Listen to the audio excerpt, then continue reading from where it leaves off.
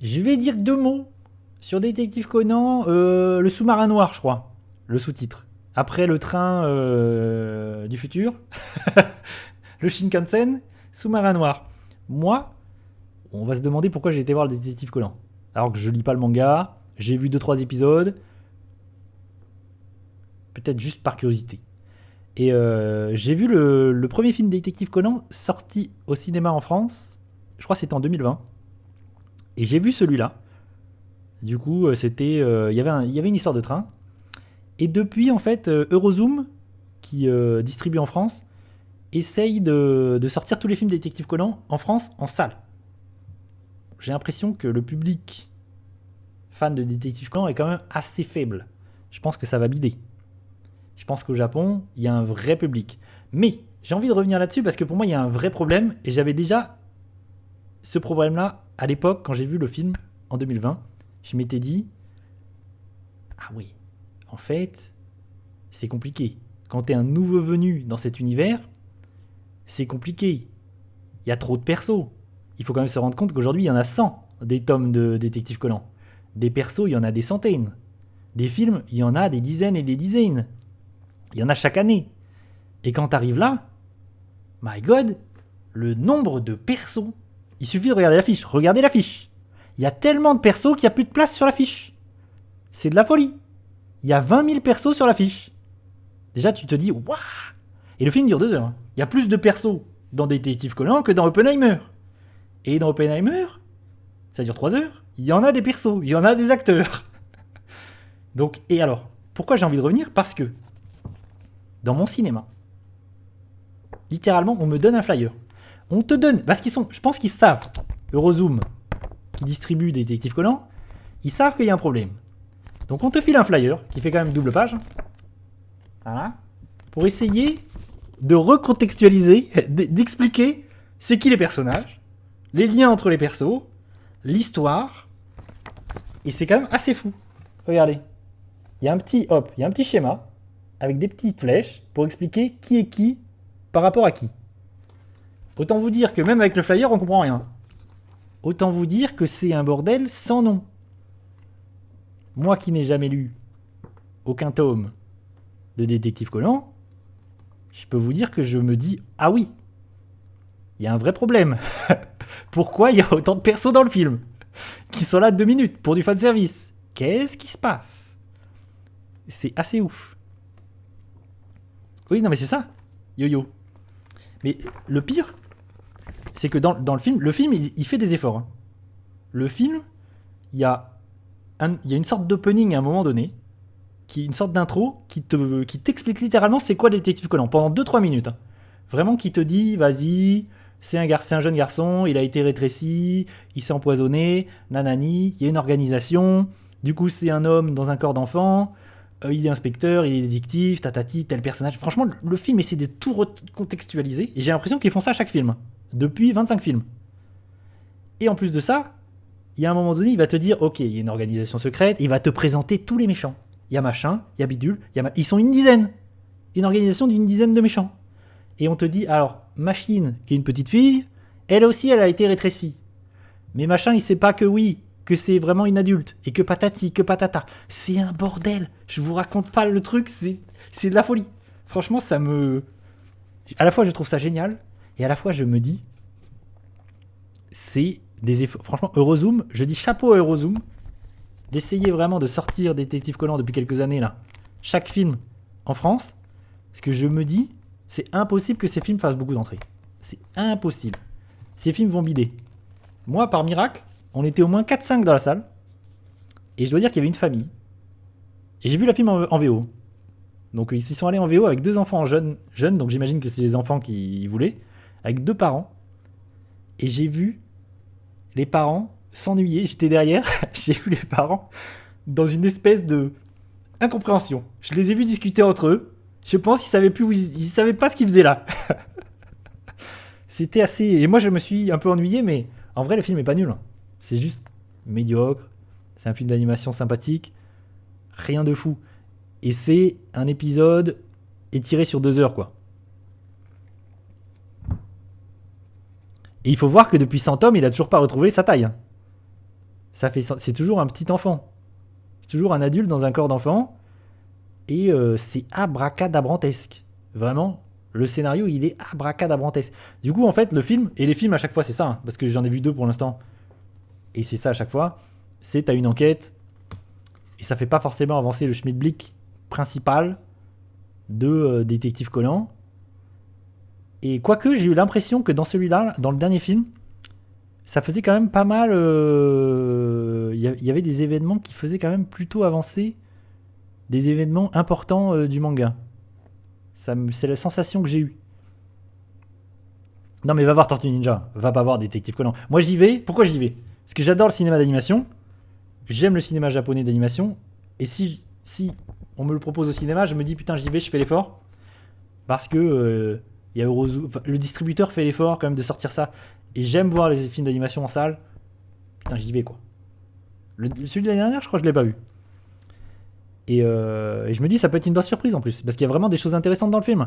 Il y a vraiment des scènes d'animation cool. Quand le film s'emballe et qu'il y a des scènes d'action, des scènes de course-poursuite, il y a vraiment des moments où tu te dis, ah ouais, c'est cool. Il y a des moments très très cool dans le film. Mais c'est noyé dans 2 heures de beaucoup de personnages qui papotent, de beaucoup trop de personnages pour rien, de trucs hyper alambiqués. Et vraiment, c'est Hercule Poirot. Hercule Poirot, compliqué quoi. D'ailleurs, je crois qu'il y a un nouveau film Hercule Poirot qui arrive bientôt. Et du coup, j'avais vraiment envie de dire que je sais pas s'il le filme dans tous les cinémas parce que Dazune m'a dit que dans son cinéma c'était pas le cas, dans son Megarama, c'était pas le cas. Mais moi, dans mon CGR, même la meuf, elle m'a dit, elle m'a regardé et elle m'a dit, est-ce que vous voulez le petit flyer qui explique Et j'ai fait, oui, pourquoi pas. Et elle s'est dit, il faut que je lui donne. Il en a besoin. Donnez-lui le papier. Il va rien comprendre. Ouais, mais je l'ai vu aussi. Kalain, le nouveau Hercule Poirot, la bande-annonce. Je crois qu'il arrive bientôt. Et il est un peu dans une ambiance horrifique.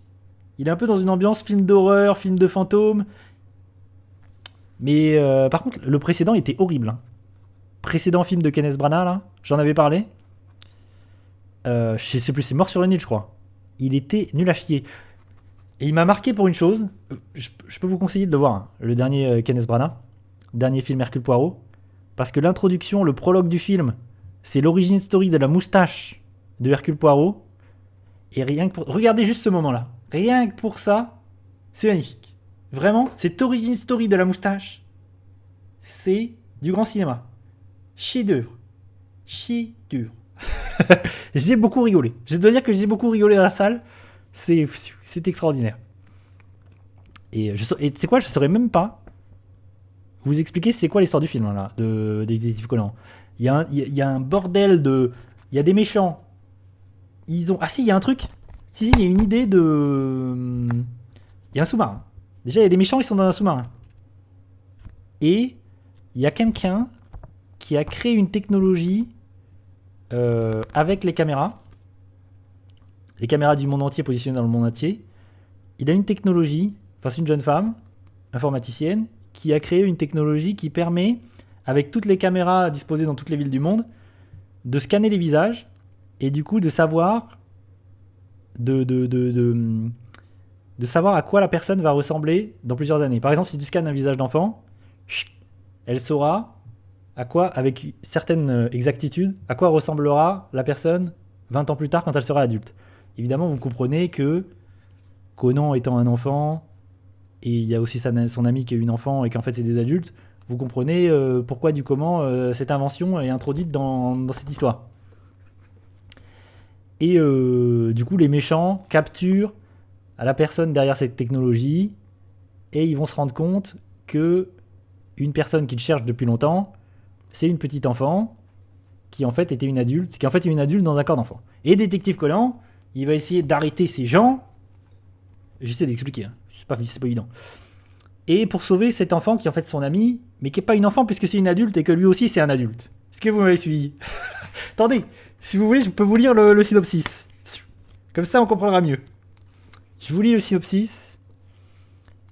Cette nouvelle aventure du célèbre détective se déroule en mer, près de l'île de Hachijojima, Tokyo. Des ingénieurs du monde entier se sont réunis pour une opération à grande échelle sur la bouée du Pacifique. Une installation en mer permettant de relier entre elles les caméras de sécurité appartenant aux forces de police du monde entier. De plus, une nouvelle technologie mettant à profit un système de reconnaissance faciale fait l'objet de tests. C'est de ça dont je parlais. Pendant ce temps, d'ailleurs, il y a toujours ça. À chaque fois, Détective Conan, il est là par hasard, il est en vacances, et puis il est pris dans des histoires abracadabrantesques. Conan qui visite l'île avec les détectives, Junior reçoit un appel de Subaru Okiya. Je sais pas qui c'est. L'informant qu'une employée d'Europol a été assassinée en Allemagne par Jean de l'organisation des Hommes Noirs. Inquiet, Conan se faufile dans la bouée du Pacifique et découvre qu'une femme ingénieure a été kidnappée par l'organisation. Un grincement lugubre résonne à travers les fonds marins, tandis qu'une ombre noire plane sur Aibala. Je sais pas qui sont ces gens, alors que j'ai vu le film. C'est quand même fifou.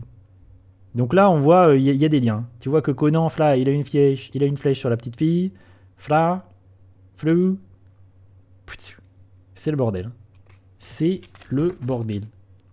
Il y a un descriptif. Pour chaque personnage, il y a un petit descriptif. Ta. Subaru Okiya, étudiante en master de technologie à l'université Toto. Tatati. Merci. Chef-d'œuvre. Voilà. Je sais pas combien d'entrées va faire le film. J'imagine pas beaucoup. Mais là, je pense qu'il y a beaucoup de films qui vont se planter cette année. Cet été-là. Même Mission Impossible. C'est pas fou.